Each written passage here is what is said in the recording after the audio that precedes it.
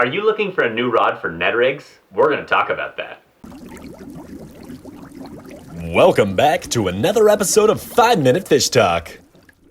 You might be wondering why I have this big goofy grin on my face. Well, it's pretty simple. I've got coffee in this mug, Ned Rigs on this table, and 5 minutes on this timer here, and you know what that means. Boop! It's time to get real. Obviously, you know me. You know I get excited about Ned Rigs. I love the things. It just looks beautiful, I tell ya.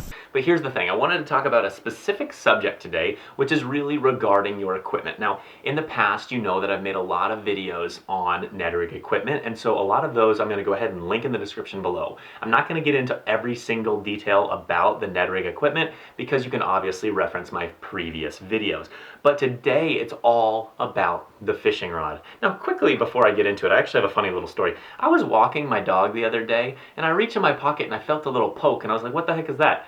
There was a stinking Ned Rig in my pocket. Has that ever happened to you? Have you ever just had so many of one type of fishing lure that you just have them coming out of your ears? Regardless. Okay, anyways, about the fishing rods. Why don't you need a fancy rod?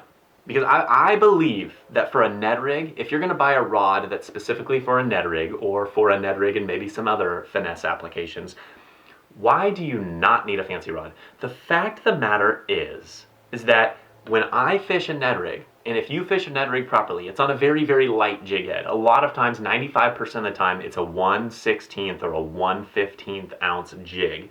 So it's very, very light. And the way that you properly fish it, as we've discussed in the past, is a lot of times you don't necessarily feel it down there. And so what I'm going to argue is that sensitivity of your rod is not important. Yes, it can always be a competitive advantage to have a little bit more sensitivity, but for the Ned Rig, it's going to be much, much less important. And so for today, that was really my argument. Now, I've got a couple examples. I will be honest with you, I've fallen into this trap before. And I'm going to also be honest with you, this is my favorite Ned Rig rod. This is a G Loomis GL2. It's one that they actually don't make anymore, but it's a really, really good Ned Rig rod.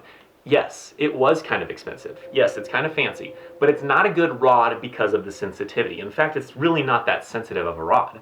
It's a good rod because of the action and because of the balance and the way that the tip action and everything else. And like I said, I've got videos on that in the past, but it's not a good rod because of the sensitivity. It's all about the action.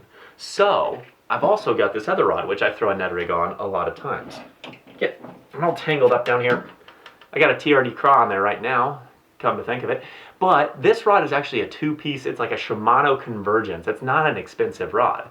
It's a little bit beefier than my other rod, but it also gets the job done very, very well. This one's amazing around brush and other cover.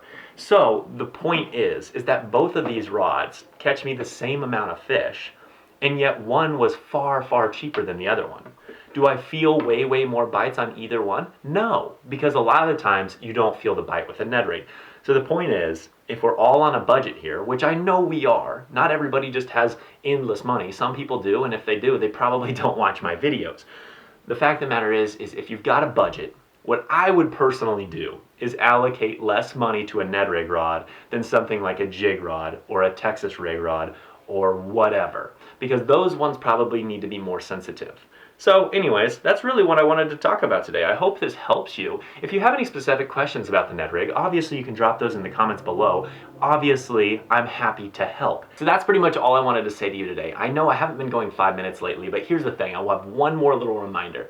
A Ned Rig, the power of it is how finesse it is. If you start upsizing your jig so you can feel it down there, you're killing the presentation. So use a small jig. Don't worry so much about the sensitivity of your rod. Don't worry so much about feeling it down there, and just know that it will start to get bites.